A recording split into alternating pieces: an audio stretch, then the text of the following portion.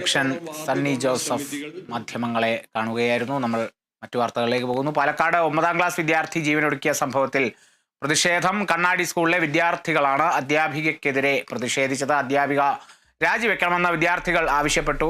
രാജേഷ് ശ്രീനിവാസനാണ് വിവരങ്ങളുമായി ചേരുന്നത്. രാജേഷ്, ഇതിൽ രണ്ട് വശം പറയുന്നുണ്ട്.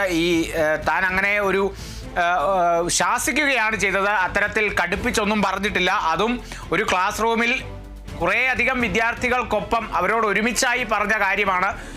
അത് പിന്നീട് അതെങ്ങനെയാണ് അത് വളച്ചൊടിക്കപ്പെട്ടത് എന്നുള്ളതൊക്കെ തങ്ങൾക്കറിയില്ല. അതിന് കൃത്യമായ അന്വേഷണം വേണമെന്നുള്ളതൊക്കെ അധ്യാപികയ്ക്കൊപ്പം ചേർന്ന് നിൽക്കുന്ന ഈ മരിച്ച വിദ്യാർത്ഥിയുടെ സഹപാഠികളുമൊക്കെ തന്നെ പ്രതികരിക്കുന്ന ചില വാക്കുകളുമൊക്കെ കേട്ടു. എന്താണിപ്പോൾ നിലവിലെ സാഹചര്യം?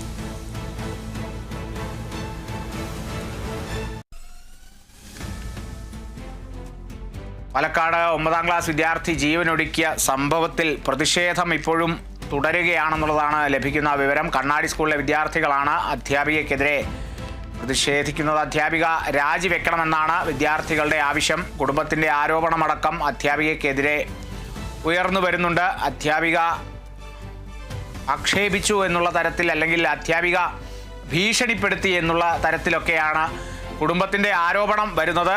വസ്തുത എത്രത്തോളമാണ്, അതിലെ വസ്തുത എങ്ങനെയാണെന്നുള്ളത് ഈ ഒരു നിമിഷവും പരിശോധിച്ച് വരികയാണ്. പ്രതിഷേധം തുടരുന്നുണ്ട്. രാജേഷ് ശ്രീനിവാസൻ ചേരുന്നു വിവരങ്ങളുമായി. രാജേഷ്, ഇതിൽ നേരത്തെ ഞാൻ ചോദിച്ചിരുന്നു, കൃത്യമായ രണ്ട് വശങ്ങളുണ്ട്.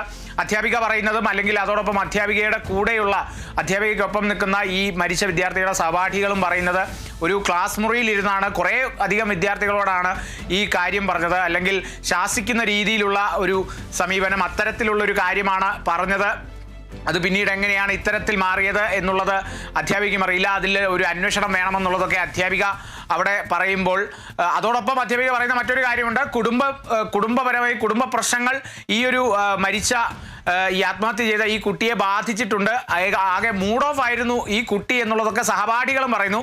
ഇപ്പുറത്ത് കുടുംബം ആരോപിക്കുന്നത് അധ്യാപികയുടെ ആ വാക്കുകൾക്ക് ശേഷം ആണ് അന്ന് വൈകിട്ട് യൂണിഫോം പോലും മാറ്റാതെയായിരുന്നു മുറി അടച്ചതും പിന്നീട് ഈ ഒരു ആത്മഹത്യ ചെയ്തതും എന്നുള്ളതൊക്കെ. ഇപ്പോൾ എങ്ങനെയാണ് പ്രതിഷേധം തുടരുന്നത്? കാളിദാസൻ, ഈ വിദ്യാർത്ഥി ജീവനൊടുക്കിയ സംഭവത്തിൽ ഇപ്പോൾ അധ്യാപിക രാജിവെക്കണമെന്ന് തന്നെയാണ് ഈ വിദ്യാർത്ഥികളുടെയും വിവിധ വിദ്യാർത്ഥി സംഘടനകളടക്കം ആവശ്യപ്പെടുന്നത്. ഈ മരിച്ച അർജുനെ ഈ അധ്യാപിക ഭീഷണിപ്പെടുത്തിയതാണ് ഈ കുട്ടി ജീവനെടുക്കാനുള്ള പ്രധാന കാരണമെന്നാണ് ഇപ്പോൾ കുടുംബവും അതുപോലെ തന്നെ ഈ വിദ്യാർത്ഥികളും ആരോപിക്കുന്നത്. നിലവിൽ ഇപ്പോൾ സ്കൂളിൽ ഒരു യോഗം ചേരുന്നുണ്ട്. ഈ വിദ്യാർത്ഥി ജീവനെടുക്കിയ സംഭവവുമായി ബന്ധപ്പെട്ട് സ്കൂളിൽ ഒരു യോഗം നിലവിൽ ഇപ്പോൾ ചേരുകയാണ്. അതിനുശേഷമായിരിക്കും ഈ അധ്യാപികയ്ക്കെതിരെയുള്ള തുടർ നടപടി സ്വീകരിക്കാനുള്ള സാധ്യത ഒരുങ്ങുക. എന്തായാലും കാളിദാസൻ പറഞ്ഞ പോലെ തന്നെ കഴിഞ്ഞ ദിവസം വൈകിട്ടോടെയായിരുന്നു ഈ അർജുനെ ഈ ജീവനൊടുക്കിയ നിലയിൽ വീട്ടിൽ കണ്ടെത്തിയത്. യൂണിഫോം പോലും മാറാതെയായിരുന്നു ഈ തൂങ്ങിയ നിലയിൽ അർജുനെ കണ്ടെത്തിയത്. അതിന് പിന്നാലെയാണ് ഇപ്പോൾ ഈ ക്ലാസ്സിലെ അധ്യാപികയായിട്ടുള്ള ആശയ്ക്കെതിരെ ഗുരുതര ആരോപണവുമായി ഇപ്പോൾ വിദ്യാർത്ഥിയുടെ മാതാപിതാക്കൾ രംഗത്ത് എത്തിയിട്ടുള്ളത്. കഴിഞ്ഞ തിങ്കളാഴ്ചയാണ് ക്ലാസ്സിലെ 4 വിദ്യാർത്ഥികൾ തമ്മിൽ പരസ്പരം ഇൻസ്റ്റാഗ്രാമിൽ മെസ്സേജ് അയച്ചതുമായി ബന്ധപ്പെട്ട് ഈ വിദ്യാർത്ഥിയെ ശകാരിക്കുന്ന ഒരു സാഹചര്യം ഉണ്ടായിരുന്നത്. ഈ വിദ്യാർത്ഥികൾ തെറ്റായ മെസ്സേജുകൾ അയച്ചു എന്നാണ് ഈ കൂട്ടത്തിലെ ഒരു വിദ്യാർത്ഥിയുടെ മാതാവ് കണ്ടെത്തുകയും അത് ക്ലാസ്സിലെ അധ്യാപികയെ വിവരമറിയിക്കുകയും അതിന് പിന്നാലെ കുട്ടികളെ ശകാരിക്കുന്ന ഒരു സാഹചര്യം ഉണ്ടായിട്ടുള്ളത്. എന്നാൽ പിന്നീട് കുട്ടിയെ ജീവനെടുക്കാനുള്ള കാരണം ഈ ശകാരമാണെന്നാണ് ഈ വിദ്യാർത്ഥികളും ഈ കുടുംബവും ആരോപിക്കുന്നത്. എന്തായാലും ക്ലാസ്സിലെ അധ്യാപികയായിട്ടുള്ള ആശയ്ക്കെതിരെ പോലീസിൽ പരാതി നൽകാൻ ഒരുങ്ങുകയാണ് ഈ നിലവിൽ ഇപ്പോൾ മാതാപിതാക്കൾ.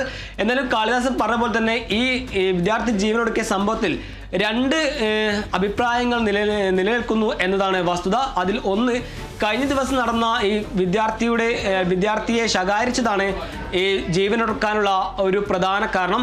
മറ്റൊന്ന്, ഈ അധ്യാപികയുടെ ഭാഗത്ത് നിന്നും വീഴ്ച സംഭവിച്ചിട്ടില്ല. ഈ കുടുംബ പ്രശ്നം മറ്റു പ്രശ്നങ്ങളാണ് വിദ്യാർത്ഥി ജീവനൊടുക്കാനുള്ള കാരണമെന്നാണ് ഇപ്പോൾ ചില വിദ്യാർത്ഥികളും പറയുന്ന പ്രധാനപ്പെട്ട ഒരു കാര്യം. അതേസമയം തന്നെ ഈ മാതാപിതാക്കളുടെ ആരോപണം ഈ അധികൃതർ അല്ലെങ്കിൽ പ്രധാന അധ്യാപിക നിഷേധിക്കുന്ന ഒരു സാഹചര്യം ഉണ്ടായിട്ടുണ്ട്. ചെയ്തത് അധ്യാപികയുടെ ധർമ്മം മാത്രമാണ്, ഒരു ഭീഷണിയല്ല. ഈ സോഷ്യൽ മീഡിയ ദുരുപയോഗം ചെയ്യുന്നതുമായി ബന്ധപ്പെട്ട് ഒരു വിശദീകരണം മാത്രമാണ് നൽകിയിട്ടുള്ളത്. ഇങ്ങനെ മെസ്സേജ് അയച്ചാൽ, തെറ്റായ മെസ്സേജ് അയച്ചാൽ ജയിലിൽ പോകേണ്ട സാഹചര്യം ഉണ്ടാകും. അതുപോലെ തന്നെ 50,000 രൂപ ഫൈൻ അടക്കേണ്ട സാഹചര്യം ഉണ്ടാകും. ഇതാണ് ഈ വിദ്യാർത്ഥികളെ ബോധ്യപ്പെടുത്തിയത്. അതാണ് തെറ്റായ രീതിയിൽ വ്യാഖ്യാനിക്കുന്നത് എന്നാണ് ഇപ്പോൾ പ്രധാന അധ്യാപികയും പറയുന്നത്.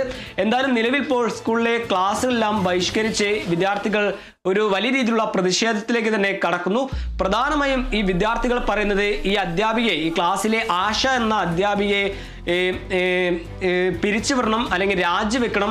അതിനുശേഷമായിരിക്കും വിദ്യാർത്ഥികൾ ക്ലാസ്സിൽ കയറാനും പഠിക്കാനും തയ്യാറാകുക എന്നാണ് ഇപ്പോൾ നിലവിൽ വിദ്യാർത്ഥികളും പറയുന്നത്. എന്തായാലും ഇപ്പോൾ ഒരു യോഗം, മാനേജ്മെന്റ് തലത്തിൽ ഒരു യോഗം ചേരുന്നുണ്ട്.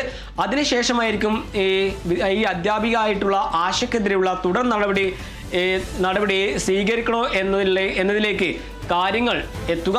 എന്തായാലും നിലവിൽ ഇപ്പോൾ ഈ അധ്യാപിക ആശയ്ക്കെതിരെ കുഴൽമന്ദൽ പോലീസിൽ പരാതി നൽകാൻ ഒരുങ്ങിയാണ് കുടുംബം കാളിദാസ്. രാജേഷ്, ഈ പ്രതിഷേധിക്കുന്ന കുട്ടികൾ പറയുന്നത് തങ്ങൾക്ക് രാഷ്ട്രീയമൊന്നുമില്ല എന്നുള്ളതാണ്. എന്നാൽ പ്രധാന അധ്യാപിക പറയുന്നത് രാഷ്ട്രീയപരമായ ഇടപെടൽ ഈ ഒരു പ്രതിഷേധത്തിലടക്കം നടന്നിട്ടുണ്ട്, അല്ലെങ്കിൽ ചില രാഷ്ട്രീയ ലക്ഷ്യങ്ങൾ ഇപ്പോൾ നടത്താനുള്ള ചില നീക്കങ്ങളും ഒക്കെ നടക്കുന്നുണ്ട് എന്നുള്ളത്. അത്തരത്തിലുള്ള വിവരങ്ങൾ എങ്ങനെയാണ് രാജേഷ്? കാളിദാസൻ, പ്രധാന അധ്യാപിക പ്രധാനമായി പറയുന്നത് ഇത് രാഷ്ട്രീയ പ്രേരിതമായിട്ടാണ് ഇതുപോലത്തെ ഒരു കേസ് അടക്കമുള്ള വിദ്യാർത്ഥി സംഘടനകൾ പ്രതിഷേധവുമായി രംഗത്ത് എത്തിയിട്ടുള്ളത്. അതുകൊണ്ട് തന്നെ ഈ വിഷയത്തിൽ കൂടുതൽ പ്രതികരിക്കാനില്ലെന്നാണ് ഇപ്പോൾ അധ്യാപിക പറയുന്ന പ്രധാനപ്പെട്ട ഒരു കാര്യം. അതേസമയം തന്നെ ഈ അധ്യാപിക രാജിവെക്കണമെന്ന് ആവശ്യപ്പെട്ടുകൊണ്ട് വിദ്യാർത്ഥികളുടെ പ്രതിഷേധത്തിൽ അല്ലെങ്കിൽ ഈ കുട്ടികൾ പറയുന്നത് തങ്ങൾക്ക് ഒരു രാഷ്ട്രീയമില്ല, അല്ലെങ്കിൽ ഈ വിദ്യാർത്ഥി മരിച്ച സംഭവത്തിൽ അധ്യാപികയെ അല്ലെങ്കിൽ പുറത്താക്കണം എന്നൊരാവശ്യം ഉന്നയിച്ചാണ് ഞങ്ങൾ സമരം ചെയ്യുന്നത്. തങ്ങൾ ഈ സ്കൂളിൽ നിന്നും പുറത്തു പോയാലും ഇനിയൊരു വിദ്യാർത്ഥിക്ക് ഈ സാഹചര്യം ഉണ്ടാകരുത്. ഈ അധ്യാപിക ഭീഷണിപ്പെടുത്തിയതാണ് അർജുൻ ജീവനൊടുക്കാനുള്ള പ്രധാന കാരണമെന്നാണ് ഈ വിദ്യാർത്ഥികൾ ആരോപിക്കുന്ന ഒരു കാര്യം. എന്നാലും ഇപ്പോൾ KSC അടക്കമുള്ള വിദ്യാർത്ഥി സംഘടനകൾ പ്രതിഷേധമായി, വലിയ രീതിയിലുള്ള പ്രതിഷേധമായി രംഗത്തെത്തുന്ന ഒരു സാഹചര്യം ഉണ്ടായിട്ടുണ്ട്. എന്തായാലും ഈ വിദ്യാർത്ഥിയുടെ മരണവുമായി ബന്ധപ്പെട്ട് സ്കൂളിലെ മാനേജ്മെന്റ് തലത്തിൽ ഒരു യോഗം നടക്കുന്നുണ്ട്. അതിനുശേഷമായിരിക്കും ഈ അധ്യാപികക്കെതിരെയുള്ള തുടർ നടപടിയുടെ കാര്യങ്ങൾ അല്ലെങ്കിൽ വാർത്തയെല്ലാം പുറത്തു വരാൻ പോകുന്നത്. എന്തായാലും 14-കാരനായിട്ടുള്ള അർജുനെയാണ് കഴിഞ്ഞ ദിവസം വീട്ടിൽ ജീവനൊടുക്കിയ നിലയിൽ കണ്ടെത്തിയത്. അതും യൂണിഫോം പോലും മാറാതെയാണ് വിദ്യാർത്ഥിയെ തൂങ്ങിയ നിലയിൽ കണ്ടെത്തിയെന്നാണ് ഇപ്പോൾ കുടുംബം ആരോപിക്കുന്ന പ്രധാനപ്പെട്ട കാര്യം. ഈ സോഷ്യൽ മീഡിയ തെറ്റായ മെസ്സേജ് അയച്ചതിൽ ഈ കുട്ടികളെ ഭീഷണിപ്പെടുത്തുകയും അതുപോലെ തന്നെ ജയിലടക്കുമെന്നും 50,000 രൂപത്തോളം പിഴ അടക്കേണ്ടി വരുമെന്നും ഈ അധ്യാപികയായിട്ടുള്ള ആശ വിദ്യാർത്ഥിയെ ഭീഷണിപ്പെടുത്തിയെന്നാണ് കുടുംബം ആരോപിക്കുന്ന പ്രധാനപ്പെട്ട കാര്യം. ഇനിയൊരു വിദ്യാർത്ഥിക്ക് ഈ സാഹചര്യം ഉണ്ടാകരുത്. അതുകൊണ്ട് തന്നെ നിയമ നടപടികളുമായി മുന്നോട്ട് പോകാൻ തന്നെയാണ് കുടുംബത്തിന്റെ തീരുമാനമെന്നാണ് നിലവിൽ ഇപ്പോൾ പുറത്തു വരുന്നത്. എന്തായാലും ക്ലാസ്സിലെ ആശ എന്ന ക്ലാസ് ടീച്ചർക്കെതിരെ അല്ലെങ്കിൽ ക്ലാസ്സിലെ അധ്യാപികക്കെതിരെ പോലീസിൽ പരാതി നൽകാനുള്ള നടപടികളുമായി മുന്നോട്ട് പോവുകയാണ് കുടുംബം കാളിദാസ്. ശരി, രാജേഷ് ശ്രീനിവാസനാണ് വിവരങ്ങൾ നൽകിയത്.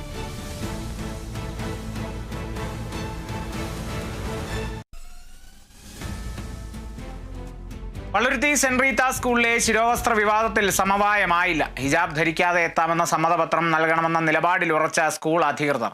സമ്മതപത്രം നൽകുന്നതിൽ തീരുമാനമായില്ലെന്നാണ് കുട്ടിയുടെ അച്ഛൻ പറയുന്നത്. വിദ്യാർത്ഥിനി ഇന്നും സ്കൂളിൽ എത്തിയേക്കില്ല. വിജിത ചേരുന്ന വിവരങ്ങളുമായി.